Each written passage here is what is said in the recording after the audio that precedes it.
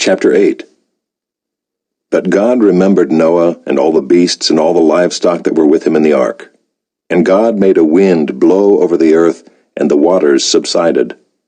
The fountains of the deep and the windows of the heavens were closed, the rain from the heavens was restrained, and the waters receded from the earth continually. At the end of 150 days the waters had abated, and in the 7th month, on the 17th day of the month, the ark came to rest on the mountains of Ararat. And the waters continued to abate until the 10th month. In the 10th month, on the 1st day of the month, the tops of the mountains were seen. At the end of 40 days Noah opened the window of the ark that he had made and sent forth a raven. It went to and fro until the waters were dried up from the earth. Then he sent forth a dove from him to see if the waters had subsided from the face of the ground.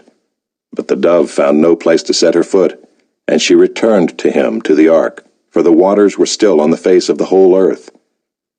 So he put out his hand and took her and brought her into the ark with him. He waited another 7 days, and again he sent forth a dove out of the ark. And the dove came back to him in the evening, and behold, in her mouth was a freshly plucked olive leaf. So Noah knew that the waters had subsided from the earth. Then he waited another 7 days and sent forth the dove, and she did not return to him any more. In the 601st year, in the 1st month, the 1st day of the month, the waters were dried from off the earth. And Noah removed the covering of the ark, and looked, and behold, the face of the ground was dry. In the 2nd month, on the 27th day of the month, the earth had dried out. Then God said to Noah, "Go out from the ark, you and your wife and your sons wives with you. Bring out with you every living thing that is with you of all flesh, birds and animals and every creeping thing that creeps on the earth, that they may swarm on the earth and be fruitful and multiply on the earth." So Noah went out, and his sons and his wife and his sons' wives with him. Every beast, every creeping thing, and every bird, everything that moves on the earth, went out by families from the ark. Then Noah built an altar to the Lord, and took some of every clean animal and some of every clean bird, and offered burnt offerings on the altar. And when the Lord smelled the pleasing aroma, the Lord said in his heart, "I will never again curse the ground because of man, for the intention of man's heart is evil from his youth. Neither will I ever again strike down every living creature as I have done. While the earth remains, seed time and harvest, cold and heat, summer and winter, day and night shall not cease."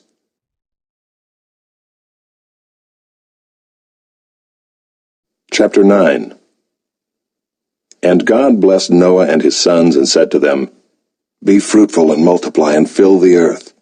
The fear of you and the dread of you shall be upon every beast of the earth, and upon every bird of the heavens, upon everything that creeps on the ground, and all the fish of the sea.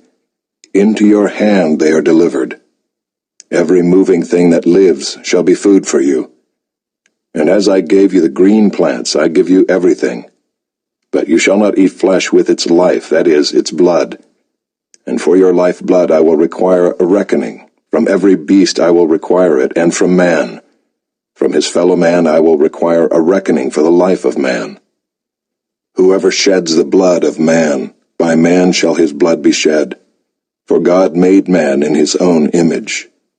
And you be fruitful and multiply, increase greatly on the earth, and multiply in it." Then God said to Noah and to his sons with him, "Behold, I establish my covenant with you and your offspring after you, and with every living creature that is with you, the birds, the livestock, and every beast of the earth with you, as many as came out of the ark. It is for every beast of the earth. I establish my covenant with you, that never again shall all flesh be cut off by the waters of the flood, and never again shall there be a flood to destroy the earth." And God said, "This is the sign of the covenant that I make between me and you and every living creature that is with you, for all future generations. I have set my bow in the cloud, and it shall be a sign of the covenant between me and the earth. When I bring clouds over the earth, and the bow is seen in the clouds, I will remember my covenant that is between me and you and every living creature of all flesh. and the waters shall never again become a flood to destroy all flesh.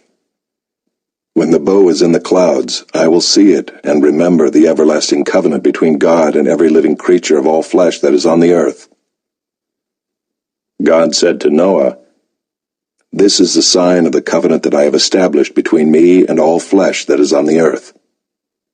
The sons of Noah who went forth from the ark were Shem, Ham, and Japheth. Ham was the father of Canaan. These three were the sons of Noah, and from these the people of the whole earth were dispersed. Noah began to be a man of the soil, and he planted a vineyard.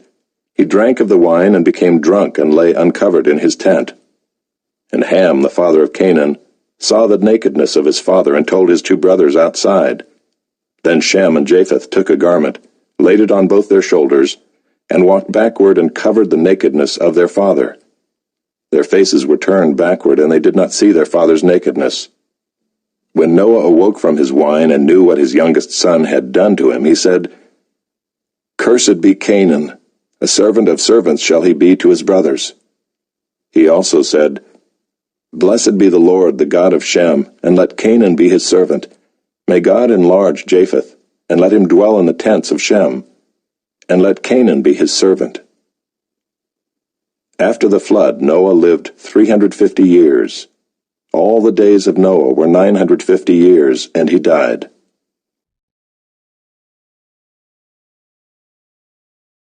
Chapter 10. These are the generations of the sons of Noah, Shem, Ham, and Japheth. Sons were born to them after the flood. The sons of Japheth, Gomer, Magog, Madai, Javan, Tubal, Meshech, and Tyrus. The sons of Gomer, Ashkenaz, Riphath, and Togarmah. The sons of Javan, Elisha, Tarshish, Kittim, and Dodanim. From these the coastland peoples spread in their lands, each with his own language, by their clans in their nations. The sons of Ham, Cush, Egypt, Put, and Canaan. The sons of Cush, Seba, Havilah, Sabta, Raamah, and Sabtika. The sons of Raamah, Sheba, and Dedan. Cush fathered Nimrod. He was the first on earth to be a mighty man. He was a mighty hunter before the Lord. Therefore it is said, Like Nimrod, a mighty hunter before the Lord. The beginning of his kingdom was Babel, Erech, Akkad, and Calneh in the land of Shinar. From that land he went into Assyria and built Nineveh, Rehoboth-ir, Calah, and Rezin between Nineveh and Calah. That is the great city. Egypt fathered Ludim, Anamim, Lehabim, Naphtuhim, Pathrusim, Casluhim, from whom the Philistines came, and Caphtorim. Canaan fathered Sidon his firstborn, and Heth, and the Jebusites, the Amorites, the Girgashites, the Hivites, the Arkites, the Sinites, the Arvadites, the Zemarites, and the Hamathites.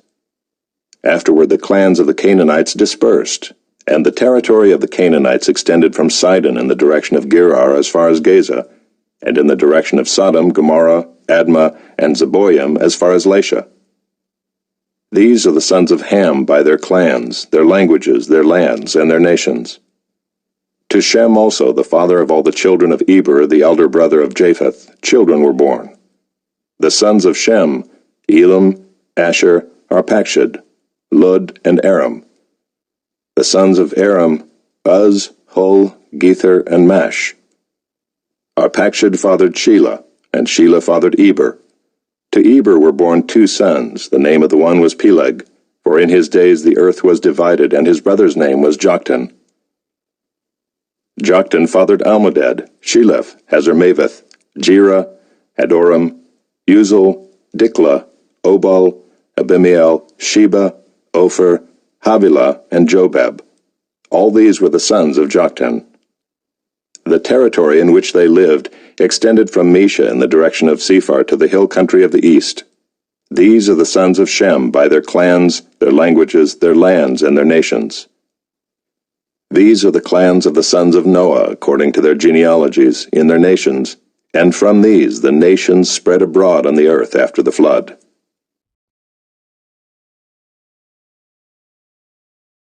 Chapter 11. Now the whole earth had one language and the same words. And as people migrated from the east, they found a plain in the land of Shinar and settled there. And they said to one another, "Come, let us make bricks and burn them thoroughly." And they had brick for stone and bitumen for mortar. Then they said, "Come, let us build ourselves a city and a tower with its top in the heavens, and let us make a name for ourselves, lest we be dispersed over the face of the whole earth." And the Lord came down to see the city and the tower which the children of man had built. And the Lord said, "Behold, they are one people, and they have all one language, and this is only the beginning of what they will do. And nothing that they propose to do will now be impossible for them. Come, let us go down and there confuse their language, so that they may not understand one another's speech." So the Lord dispersed them from there over the face of all the earth, and they left off building the city. Therefore its name was called Babel, because there the Lord confused the language of all the earth. And from there the Lord dispersed them over the face of all the earth. These are the generations of Shem. When Shem was 100 years old, he fathered Arpachshad 2 years after the flood. And Shem lived after he fathered Arpachshad 500 years, and had other sons and daughters. When Arpachshad had lived 35 years, he fathered Shelah. And Arpachshad lived after he fathered Shelah 403 years, and had other sons and daughters. When Shelah had lived 30 years, he fathered Eber. And Shelah lived after he fathered Eber 403 years, and had other sons and daughters. When Eber had lived 34 years, he fathered Peleg.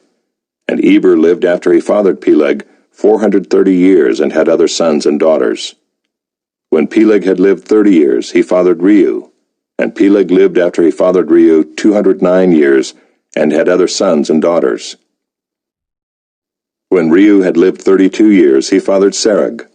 And Reu lived after he fathered Serug 207 years, and had other sons and daughters.